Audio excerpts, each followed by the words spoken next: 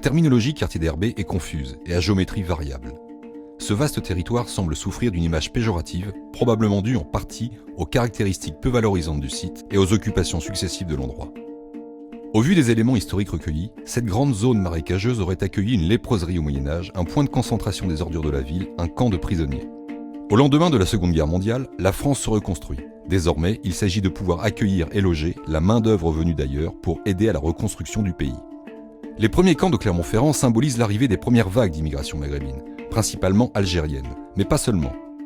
Devant la rudesse de l'hiver 54, des décisions de relogement sont prises à l'égard des populations du camp A, dans lequel sont regroupées 140 familles. Des enfants y seraient décédés durant l'hiver. Les familles s'installent progressivement dans les cités Saint-Jean, construites sur le terrain adjacent des futurs abattoirs, qui verront le jour 12 ans plus tard. En 1955, les immeubles collectifs appelés les blocs ont maintenant des voisins, les cités d'urgence Saint-Jean. De petites cités en tôle accolées en rez-de-chaussée avec un petit jardinet dans lesquels les cuisinières à bois font office de chauffage. Les normes de confort y sont minimales et les conditions de vie précaires. Le quartier est alors taxé de tous les mots, bidonville, Chicago, lépreux et bien d'autres qualificatifs inhumains. Malgré les difficultés rencontrées, la solidarité entre les habitants est palpable. En 1962, au lendemain de la guerre d'Algérie, les premières actions sociales structurées s'installent sur le territoire Saint-Jean.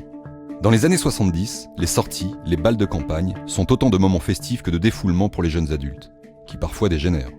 En 1976, une conscience collective permet la création d'un comité de quartier qui ouvre le dialogue avec les pouvoirs publics sur ce quartier laissé pour compte. De nombreuses actions seront menées par les éducateurs de prévention jeunes sur le quartier, jusqu'au début des années 80. De 1982 à 1984, la réhabilitation urbaine des cités Saint-Jean entraîne des travaux.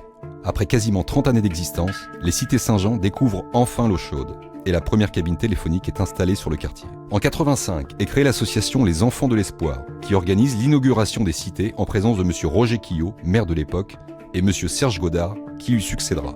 À l'époque, la population semble satisfaite de ces améliorations, mais regrette néanmoins l'absence d'équipements structurants, d'un terrain de foot par exemple.